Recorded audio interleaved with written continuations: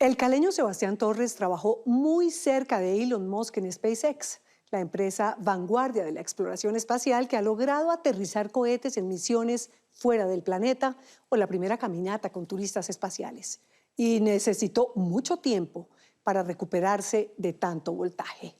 Eduardo Contreras se encontró con él en la zona cafetera luego de haber renunciado a una vida mirando al espacio mientras que se iba quedando sin oxígeno. Digamos, a mí algo que me cautivaba mucho de Elon al principio es que él no dormía tanto. Él se montaba en su carro, que era un Tesla, y eso tenía self-driving, pues ya en ese momento él estaba experimentando con eso, y él se montaba ahí, se montaba en el pozo y se quedaba profundo. Y entonces uno llegaba y de repente del carro parqueado de la frente de un edificio y con un guardaespaldas, y él lo decía, no, estaba el jefe durmiendo. Sebastián Torres es colombiano, caleño de pura cepa. No estudió astrofísica ni ingeniería aeroespacial. Sin embargo, trabajó varios años entre cohetes, plataformas de lanzamiento y genios de todas las disciplinas. Lo hizo en la empresa a la vanguardia de la exploración espacial en Estados Unidos, SpaceX. Lo hizo siguiendo el sueño de su jefe, Elon Musk, de llevar a la humanidad a Marte. Él es súper inteligente, pues es un genio, y en especial el que más sabe de cohetes hoy en día es él, y que a mí me sorprendió mucho porque como la parte técnica, él es el que siempre resuelve lo más complejo. Cuando ya no tienen como que a quién preguntarle, pues uno iba donde él, oye, ¿qué hacemos con esto? Y él te da una respuesta o te mostraba algo que no habías considerado con el resto del equipo. ¿Cuántas horas al día lo veías trabajar? Ese man estaba ahí todo el tiempo. Si tú ibas un domingo, te lo encontrabas. Si tú ibas a las 5 de la mañana, a veces te lo encontrabas. Entonces era como un poco difícil de saber a qué horas iba a estar ahí, pero él estaba mucho tiempo ahí. Ese es como su bebé, ¿no? Es como su proyecto más importante. Digamos, esta vista siempre me hipnotiza y solamente ver la cantidad de verde que hay aquí. Sentado en una finca de la zona cafetera en Pereira, a una distancia estelar de su vida pasada en Estados Unidos, a Sebastián le cuesta recordar la cadena de sucesos que lo llevaron a pensar en suicidarse cuando estaba en uno de los mejores momentos de su vida, y tiempo después lo motivaron a dejarlo todo para volver a Colombia a vivir entre estas montañas. Me llevaron a un psicólogo, pues tengo ataques de ansiedad, me pasa esto, me siento así, no puedo dormir bien, tal. Entonces me dijeron, bueno, entonces mira, cuando sientas ansiedad, tómate esta pastilla. Y cuando te quieras dormir, tómate esta otra. Y cuando te sientas triste, tómate esta cada 3 horas, tal. Entonces de repente tenía 3 o 4 pastillas que ya me estaba tomando, pero a los 2 o 3 días de tomármelas empecé a tener pensamientos suicidas. Entonces todo lo que hacía yo me visualizaba de cómo me podía suicidar. Entonces yo pensaba, no, aquí me puedo estar con el carro, no, aquí me puedo tirar de esta ventana, aquí, etcétera. Entonces, Sebastián creció en una familia de clase media en el Valle del Cauca. Su papá es biólogo marino, su mamá se dedicó al hogar. Ayudó a forjar su pasión por el tenis. Soñaba con ser profesional. Creció jugando junto a su hermano, midiéndose en la cancha con Sebastián Cabal y Robert Farah, sus dos grandes amigos tenistas que muchos años después lograrían un gran slam en Wimbledon, lo más grande que ha alcanzado el deporte colombiano en esa materia. yo crecí en Cali hasta los 17 años, ahí me fui a Estados Unidos becado por tenis. Mi familia, digamos, no era una familia extremadamente abundante económicamente, entonces tocaba decidir entre el tenis o estudiar. Yo decidí estudiar y a través del tenis como herramienta para ganarme una beca en Estados Unidos, me fui a estudiar a Estados Unidos. Entonces me gané una beca por tenis y desarrollé mi carrera ya como ingeniero industrial. Llegó por el tenis, pero poco a poco lo dejó de lado. Se enfocó en la carrera. Estudió ingeniería en California, en la Universidad Cal Poly, una de las 25 mejores universidades públicas en Estados Unidos. Terminé siendo presidente de la Sociedad de Honor de Ingenieros Industriales en la universidad y eso me ayudó para conseguir trabajo después, etcétera, etcétera. Empezó a trabajar en multinacionales farmacéuticas y a ascender en esa industria. Primero en Johnson & Johnson, luego en Baxter.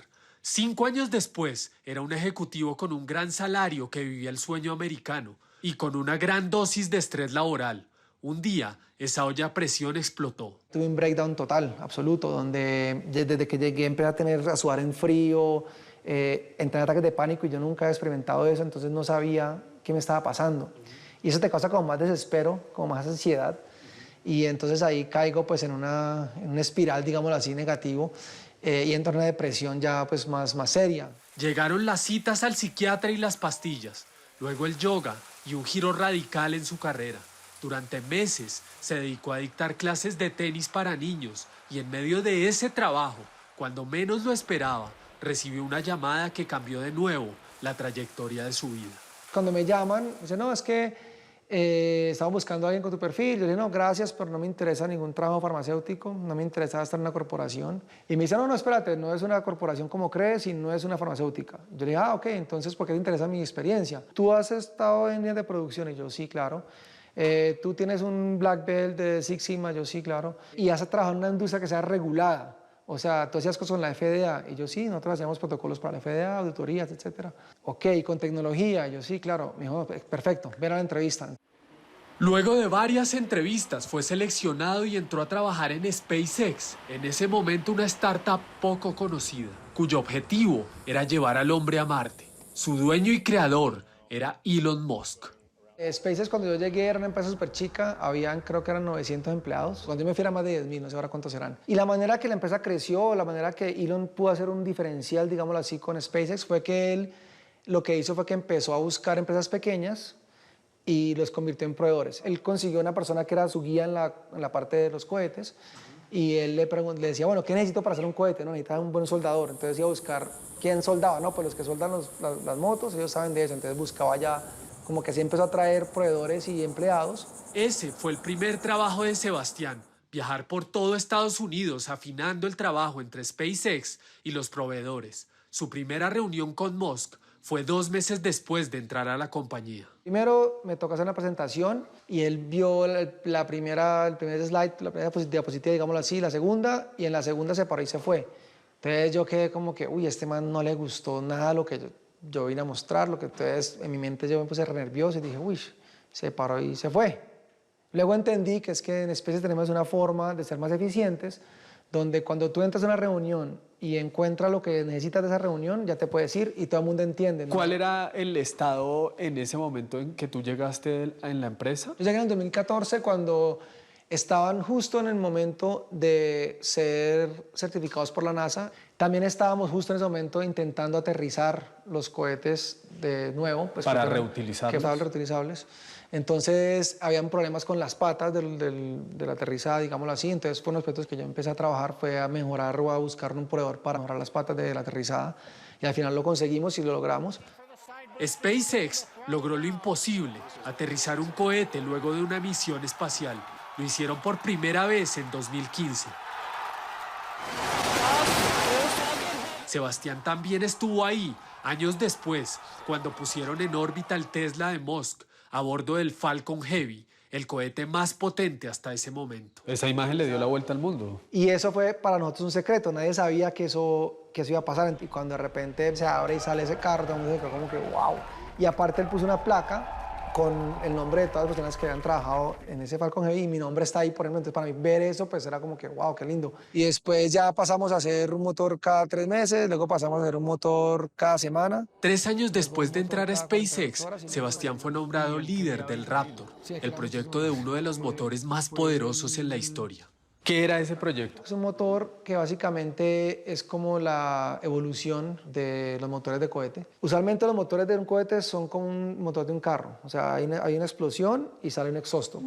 Este motor Así funcionaba el Saturno y así funciona un cohete hoy. Lo que hace Raptor es que parte de esa energía que se desecha usualmente la recicla. O sea, él tiene dos turbinas, una para un lado y otra hacia otro, y recicla la energía. Entonces es mucho más potente porque reusa esa potencia.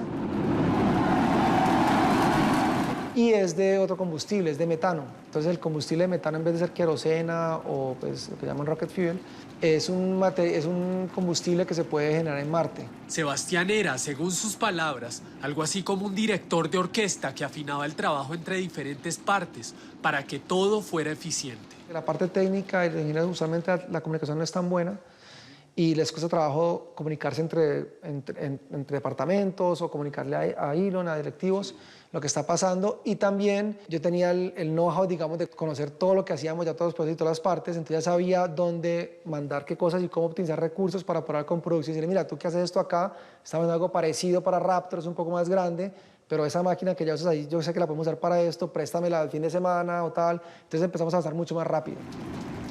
Muchos consideraban imposible lograr un motor con esas características. Los que saben de ingeniería y eso, digamos, decían, no, es que un motor con otro combustible y reusar la potencia así, con 2 turbinas, Eso es muy complicado, eso no funciona. Entonces decían que eso era como un proyecto de Elon, pues que no iba a salir, que era como su bebé, pero que no, pues que era como su locura. Sebastián trabajó mucho más cerca de Musk los años siguientes. Su visión de la vida en Marte está en todos lados en la empresa. Así, han logrado varias veces lo que se consideraba imposible. Digamos, tú entras al baño y en el baño tiene forma de cohete urinal. La basura tiene forma de cohete, la comida toda tiene referencias a Marte. Entonces como que cuando tú menos lo piensas estás en un lugar donde todo te está hablando de que sí es posible vivir en Marte y te da ejemplos de cosas con nombres y con cosas que, pues, que te va llevando a que tú ya respires esa visión de que sí es posible. Entonces, Elon Musk es, según Sebastián, un hombre enfocado en las metas, extremadamente inteligente y de muy pocas palabras. Su relación nunca trascendió lo laboral.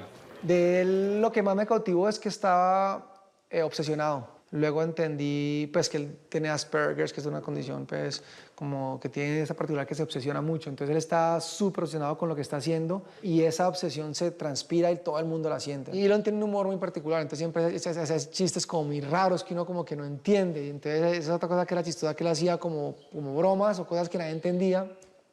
Y parte de lo que él hacía es que él usa mucho los memes. Y SpaceX lo hizo de nuevo. El Raptor, uno de los motores más poderosos jamás construidos, se convirtió en realidad y funcionó por primera vez en 2019 en el cohete Starhopper. Fuimos a una prueba que pasó donde el Raptor casi que hubo más potencia de la que esperábamos, entonces salió lo que se llama un flume, que es como la llamarada, fue mucho más grande de lo que esperábamos y fue gigante, quemó casi todo, quemó todo el test stand, quemó todo. Entonces había fotos, mandaron una foto de eso en cosa. Entonces yo agarré eso y usé Photoshop y puse, en ese momento estaba de moda eso de Game of Thrones, y puse la foto de la chica esta de Game of Thrones, de Khaleesi, ajá, y puse literalmente Dracarys y le puse la cara del dragón al cohete. Y se lo mandé solo a él, ¿no? Y el man eso le encantó y él agarró ese mismo meme y lo reposteó, pues se lo mandó a todo el mundo de la empresa. Entonces, Vino la pandemia y eran más productivos que nunca, pero el estrés laboral empezó a crecer como los gases de escape del Raptor. El trabajo no paraba, incluso en fechas como Navidad. Entonces otra vez llegó el miedo al burnout. Después de pensarlo mucho, 7 años después de entrar a SpaceX, Sebastián decidió saltar al vacío. Háblame un poquito del ambiente empresarial. Es un lugar muy estresante, hay mucho burnout, la gente se frustra mucho con él porque él tiene una forma muy dura, él usa mucho el miedo como liderazgo, él te amenaza y te dice si no haces esto bien te he hecho, él a veces echa a la gente al frente de todo el mundo. Le pregunté por más detalles de la empresa y el estilo controversial de liderazgo allí, pero Sebastián evita hablar al respecto por una cláusula de confidencialidad que existía en su contrato. Yo presento mi renuncia, me llaman y me dicen, gracias por tu aviso de 30 días, pero como tu contrato es at will, nosotros tenemos la capacidad de decirte que tu último día es hoy. ¿No te despediste de él No ni me nada? despedí nada. Han pasado 3 años desde ese día. Sebastián hoy vive al lado de un río, muy cerca a un parque nacional.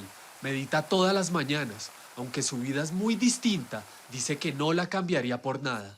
Tiene varios proyectos en la zona cafetera, pero está enfocado, sobre todo, en ayudar a otros. Mi metáfora fue como que, uy, qué raro que yo esté trabajando en el cohete, en el motor más potente, para alejarme con toda la fuerza posible, lo más rápido posible, de lo que debo estar realmente buscando es estar en armonía con eso. Mucha gente me preguntaba, igual que tú, oye, pero no te vas a ir a un tech company o no vas a empezar un tech company o no sé qué, y él te le con el cuento del tech. Entonces un día dije, bueno, pues sí es una forma de tech, porque para mí es transformación humana, environment, comunidad y health. O sea, yo ahora me muevo en esas 4 cosas. Si tiene que ver con transformación humana, estoy ahí. Si tiene que ver con medio ambiente, estoy ahí. Si tiene que ver con comunidad y con salud. Entonces, me importa eso ahora porque es lo que, mis valores, es lo que realmente me conecta y me apasiona. Elon Musk es hoy el hombre más rico del planeta y fue una figura determinante en la campaña y el gobierno de Donald Trump. Aunque ahora la confrontación entre estos dos hombres ha sido noticia mundial. Por otro lado, SpaceX ha sido valorada en aproximadamente $400 mil millones, según Bloomberg, y el motor Raptor ha sido optimizado y probado en diferentes cohetes. La empresa sigue batiendo récords. como el de la primera caminata espacial de astronautas no profesionales. ¿Qué extrañas de la época de SpaceX? Quizás la intensidad es algo que uno irónicamente como extraña porque pues, obviamente todos los días eran muy intensos. El futuro de Sebastián está hoy muy lejos de SpaceX y de Marte. Su cambio de prioridades hizo que se enfoque en este planeta y este país, en una riqueza que él afirma no se tasa en dinero. Encontró ese tesoro y dedicará el resto de sus días a cuidarlo.